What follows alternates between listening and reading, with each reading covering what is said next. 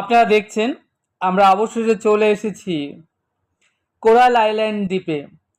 আমরা এক এক করে স্পিড বোট থেকে নামছি এবং আমি শ্যাম সুন্দর আপনাদেরকে আজ ঘুরিয়ে দেখাবো এই কোরাল আইল্যান্ড সি বিচ। থাইল্যান্ডের অন্যতম পর্যটন নগরী হলো পাটায়া, আর এখানেই থেকে 7 কিলোমিটার দূরে এই কোরাল আইল্যান্ড দ্বীপটি।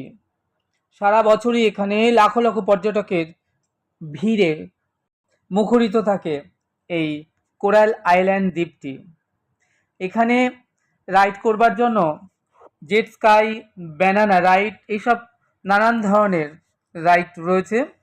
ঘন্টা 2-3 মতো সময় আমরা এই দ্বীপে কাটাবো এবং আমি আপনাদেরকে পুরো দ্বীপটা যতটা সম্ভব ঘুরিয়ে দেখানোর চেষ্টা করছি। আপনারা দেখুন, এদিকে ফরেনাররা সানবাথ নেবার জন্য তারা রয়েছেন, চেয়ার পাতাই রয়েছে এবং আমরা এই বিচটার নানান মার্কেট, এখানে অনেক সামগ্রী রয়েছে কেনাকাটা করবার জন্য। আপনি আপনার প্রয়োজনীয় জিনিসপত্র এখানে কেনাকাটা করতে পারেন এবং এখানে অনেক রেস্তোরাঁ রয়েছে যেখানে বিভিন্ন স্বাদের খাবার রয়েছে।